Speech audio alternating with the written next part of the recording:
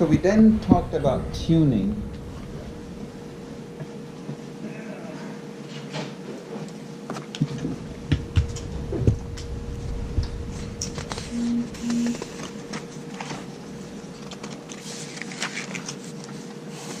And in tuning, we said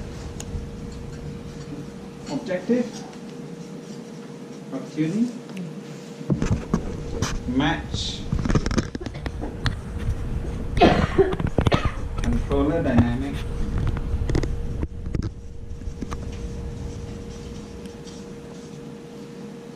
to process dynamics, right? And this means setting the P, the I, and the D to the process dynamics, which is the process gain, the dead time, and the time constant.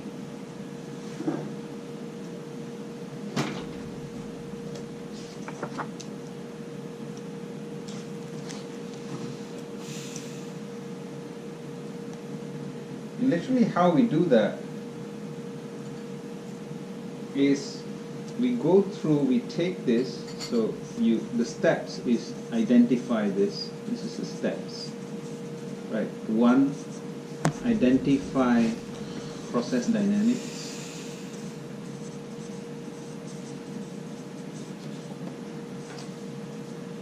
Tuning rules, so apply tuning rules, which will then give you, I can put one more here, which is apply to controller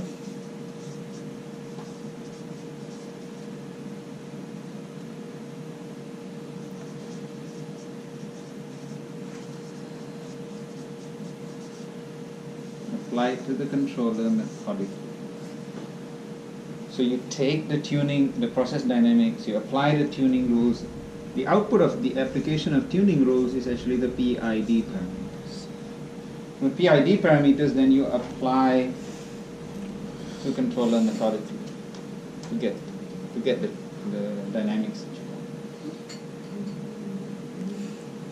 Why I say methodically is because, let's say you calculated or you find a controller that has a gain of 1.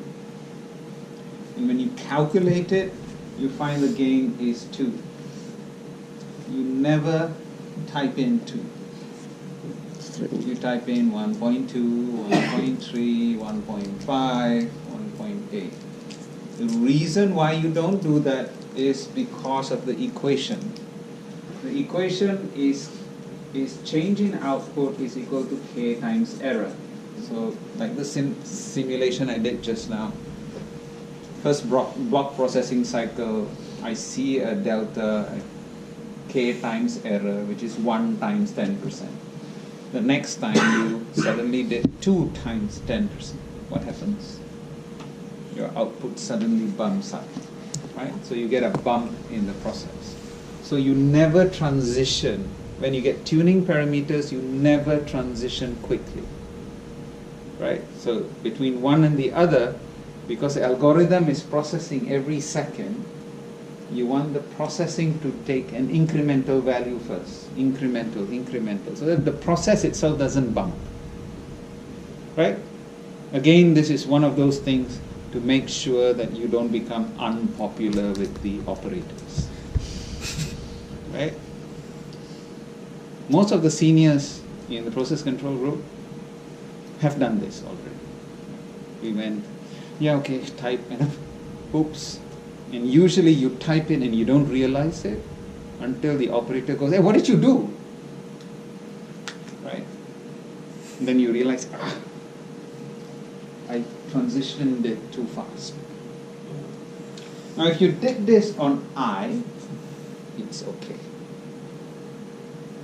Right? So if you went from an integral of 1 minute to 0.5 minutes, it's still okay. Although I wouldn't recommend it, but it's still okay. Why? Because the equation for integral is k over ti times the error dt, which means that you divide the total change. Now if you take that on a second level, it becomes k times delta error divided by the time. So you actually take, it's an incremental change. It's a small change. Right?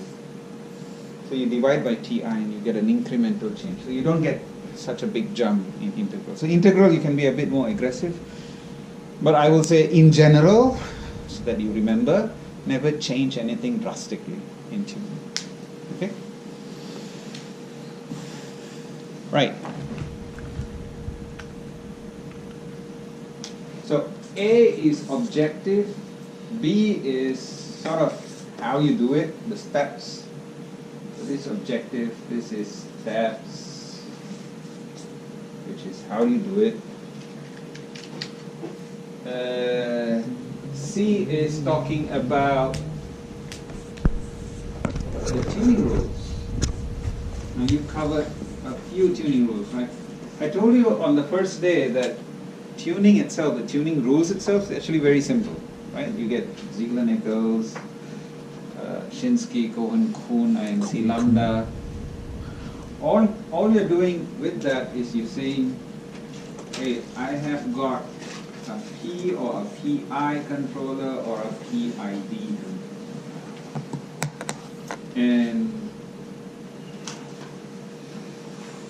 And what am I looking at? And it doesn't want to look.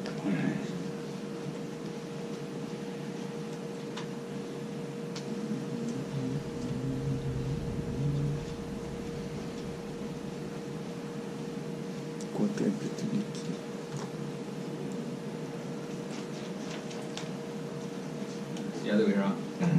Sorry. I've got my gain, I've got my integral time,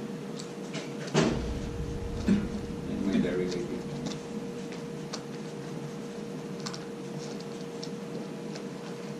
Right, and I've got my P or PI, PID.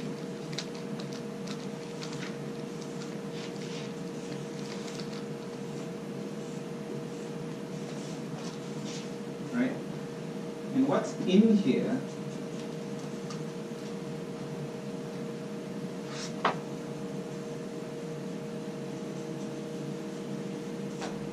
is defined by the rules that I use. And how many rules are there? There are more than 100 different rules in the market, right? Not market, but in literature. From Ziegler-Nichols to Shinsky, Kuhn, there is SITM, Takahashi, etc., so on and so forth. It's more than 100 of these. Anybody who wants to get a master's in process control, develop one and you get your master's. Lots and lots of these rules are out there. And of course, one of them is IMC lambda.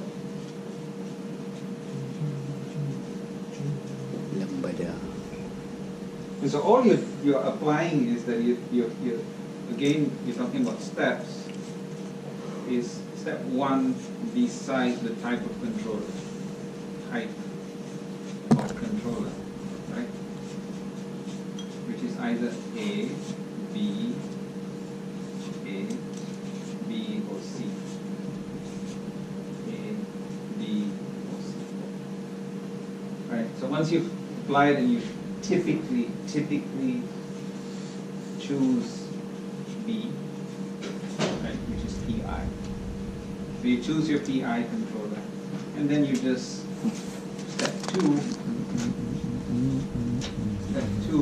is apply the equations.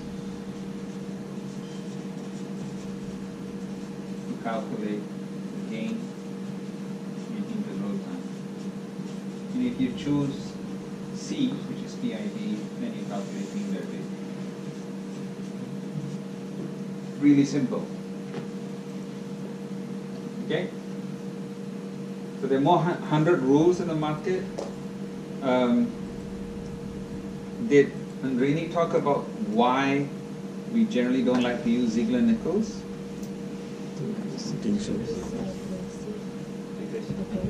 It's aggressive. Why is it aggressive? Because we design pneumatic. So it's designed for a pneumatic system. It was designed for electromechanical systems. It was designed in the 1940s when they didn't have DCS systems. Right? So it's very, very aggressive tuning. Now, if you take a look at a pneumatic system, how does a pneumatic system work? You have a controller in the control room, and instead of a signal going out by cable, you have a signal that's going out by a pneumatic tube. So that pneumatic tube runs through the ground all the way to the control valve. The control valve could be half a kilometer or a kilometer away, right? Imagine you want to fill up a tube that is about 3/8 inch, or 2/8 inch, or a quarter inch, 1 kilometer long, and you want to increase the pressure from 0.2 bar to 0.3 bar, 0.2 bar to 0.3 bar, which is about 10% increase. In pneumatic systems, so where in DCS systems, signals from transmitters are 4 to 20 milliamps. In pneumatic systems, is 0.2 to 1 bar for pneumatics. This is classical DCS based or electronic based. This is pneumatic systems. So it's 0.2 to 1 bar. So you get about 10 to 15. So you want to increase the pressure from 0.2 to 0.3 bar just to get a 10% change in control valve output. And you have to pressurize a line that's 1 kilometer long. Imagine how long that's going to take. Right. So how do you do that? You put a very strong gain. So every time you want to change something, it just pushes a lot of air into the system. Right? So you need that kind of strong gain for pneumatic systems. And Ziegler and Nichols actually designed their system based on heavy aggression, right? Because they needed it at that time. But with DCS today, you press 10% and it's 10% instantaneously at the valve. Well, instantaneously at the positioner, but not at the valve, right? Okay? So that's the reason why we don't like to use Ziegler-Nichols, although there are examples where we can still apply Ziegler-Nichols. Right? But in general, we don't use Ziegler-Nichols, we go to IMC lambda. And we use a modified version. So if you go into textbook versions of IMC lambda, then you will find various, again, there's a standard way of calculating IMC lambda. The IMC lambda that we find, you won't find in textbooks. Okay, so the one that you have, okay, I need to put a beeper on it, so I keep remembering where I put my, hang it on my neck. So this particular, so if you look at this,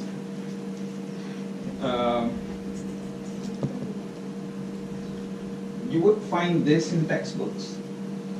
Every textbooks on IMC lambda, you would find this. You would not find this in any textbook on process control except one. So all the textbooks of process control in the world, you only find this in one textbook, which is a textbook-ish called Process Control. It's on whose desk? And Andrini's desk and Fauzia's desk.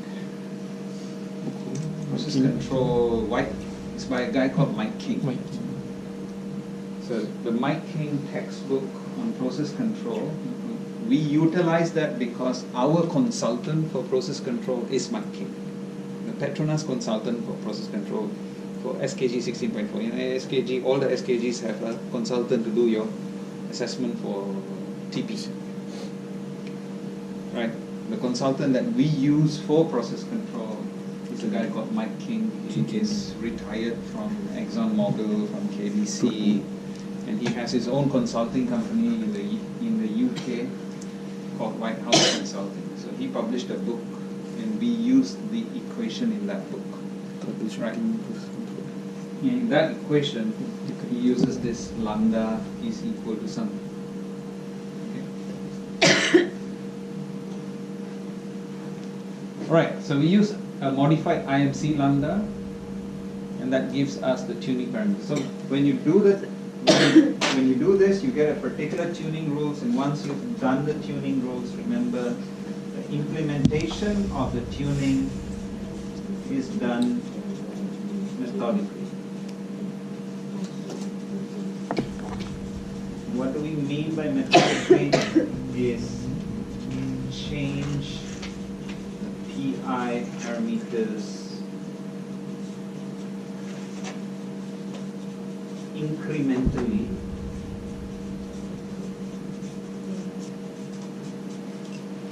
so that you don't bump the process.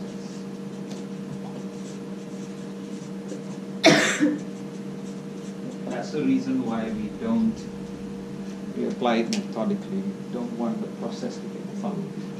Okay? I think that's all there is to tuning. I need to hang it around my neck. Oh, there it is. 5, 6, 7.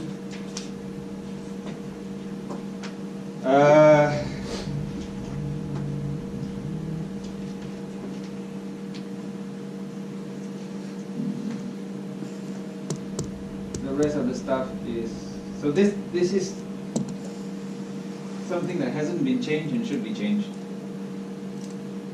been more than 10 years old. But this is generic tuning rules. So we apply this for plants, any plants or like PRPC we would recommend, unless the EPCC has their own ideas, we would then generally just apply this. Okay? 80% of the control loops will work with these tuning rules. Tuning guide. Okay, so that's it. I guess one point which I haven't covered is how do you assess, right? Assessment, which usually is covered at the beginning, but how do you assess tuning? And in general today, previously you used to look at how the curve behaves and